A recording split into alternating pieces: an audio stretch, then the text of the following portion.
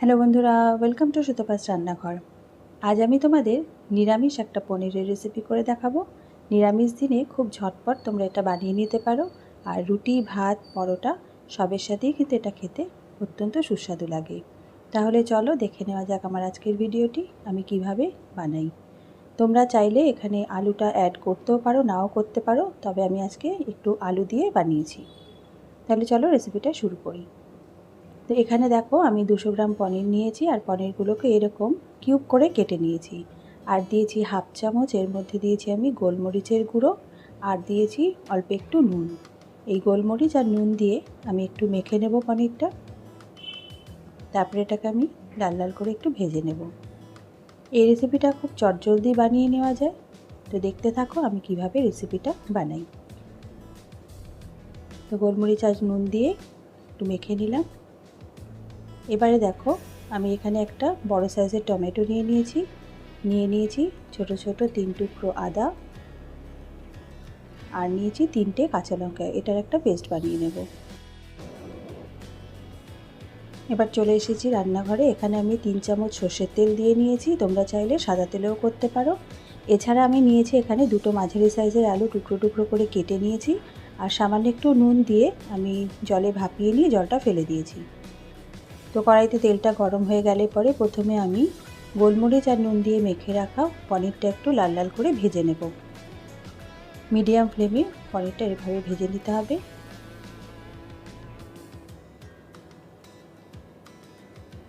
তো দেখো লাল হয়ে গেছে পনিরটা, এবার আমি তুলে নেব।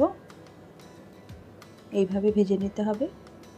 এবার ওই তেলে আমি দিয়ে দিয়েছি অল্প জল দিয়ে ভাপিয়ে রাখা আলুটা, এটাও আমি লাল করে ভেজে নেব।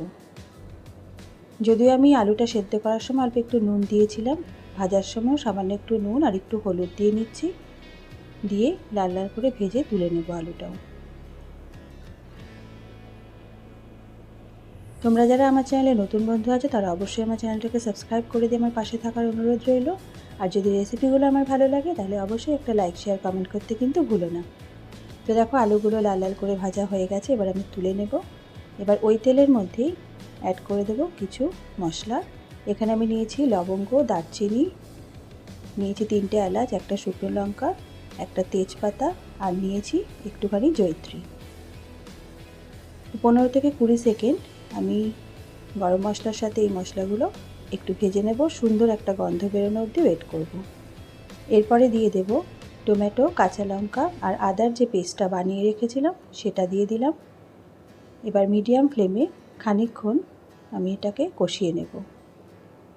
ততক্ষণ কষাবো যতক্ষণ টমেটোর কাঁচা গন্ধটা চলে না যায়। আর ততক্ষণে আরেকটা পেস্ট বানিয়ে নেব। এখানে আমি নিয়েছি 2 চামচ পোস্ত, আর নিয়েছি 8-10টা কাজু, আর নিয়ে নিলাম ছোট 1 কাপ টক দই। এটা দিয়েও একটা পেস্ট বানিয়ে নেব। তো দেখো এদিকে মশলাটাও কিন্তু ভালো করে কষে গেছে, টমেটোটাও বেশ অনেকক্ষণ ধরেই কষিয়ে নিয়েছি, তেলটাও বেশ ছেড়ে দিয়েছে। এবার এর মধ্যে কিছু গুঁড়ো মশলা অ্যাড করে দেব। এখানে দিয়ে দিয়েছি আমি হাফ চামচ হলুদ গুঁড়ো, হাফ চামচ লঙ্কার গুঁড়ো, হাফ চামচ জিরের গুঁড়ো, দিয়েছি কাশ্মীরি লঙ্কার গুঁড়ো 1 চামচ, আর দিয়েছি পরিমাণ মতো নুন। এবার মশলার সাথে এই গুঁড়ো মশলাগুলো দিয়েও খুব ভালো করে কষিয়ে নেব যতক্ষণ পর্যন্ত তেলটা ভেসে না উঠছে। নিরামিষ দিনে তোমরা কি করবে অনেক সময় ভেবে পাও না। যদি ঘরে পনির থাকে এই রান্নাটা একবার করে দেখতে পারো, আশা করি তোমাদের ভালো লাগবে। তো খুব ভালো করে দেখো কষিয়ে নিয়েছি, মশলা থেকে তেল ছাড়তে শুরু করে দিয়েছে। এবার আমি অ্যাড করে দেব পোস্ত, কাজু আর দইয়ের যে মিশ্রণটা বানিয়ে রেখেছিলাম সেটা। আঁচটা এখন একদম কমিয়ে নিয়েছি, সাথে একটু গ্রাইন্ডিং জার ধোয়া জলটাও দিয়ে দেবো, খুবই সামান্য। এবার খুব ভালো করে আঁচ কমানো অবস্থায় মশলার সাথে মিশিয়ে নিতে হবে।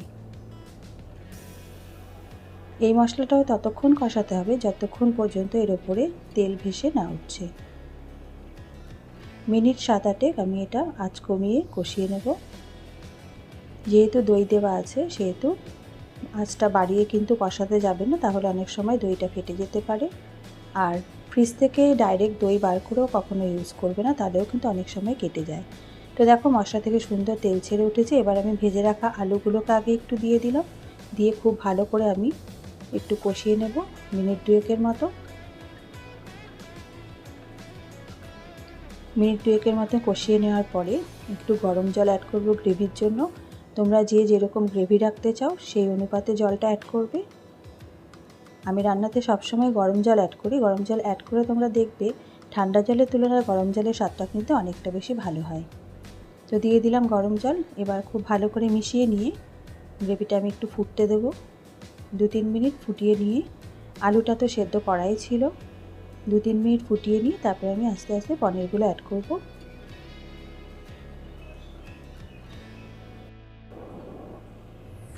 গ্রেভিটা এবার মিনিট 5 ফুটতে দেব। এখন দিয়ে দেব 1 চামচ কাসুরি মেথি। আর যেহেতু দই দিয়েছি ব্যালেন্সের জন্য আমি সবসময় একটু চিনি ইউজ করি। তোমরা চাইলে চিনিটা নাও দিতে পারো, তবে নিরামিষ রান্নায় কিন্তু একটু চিনি দিলে খেতে বেশ ভালো লাগে। আর যেহেতু টক দই আছে তো একটু ব্যালেন্সের জন্য চিনিটা দিলে ভালোই লাগবে। তো আমি এখানে 1.5 চামচ চিনি অ্যাড করলাম আর দিলাম শাহি গরম মশলা 1/2 চামচ। এবারে দিয়ে দিলাম 1 চামচ মতো ঘি।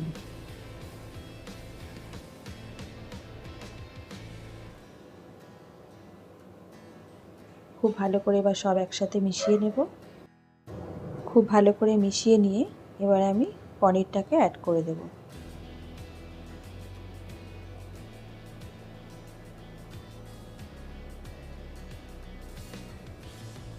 আমার রেসিপিগুলো তোমাদের কেমন লাগছে বন্ধুরা আমাকে অবশ্যই কমেন্ট করে জানিও।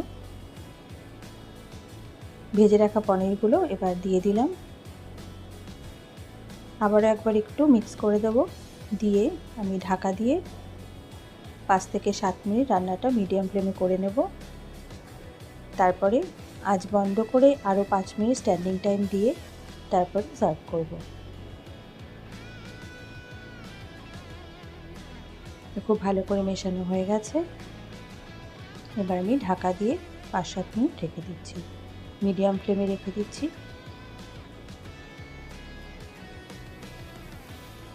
তো দেখো 7 মিনিট হয়ে গেছে। এবার আমি আঁচটা বন্ধ করে 5 মিনিট আরও স্ট্যান্ডিং টাইম দিয়ে নিয়েছিলাম।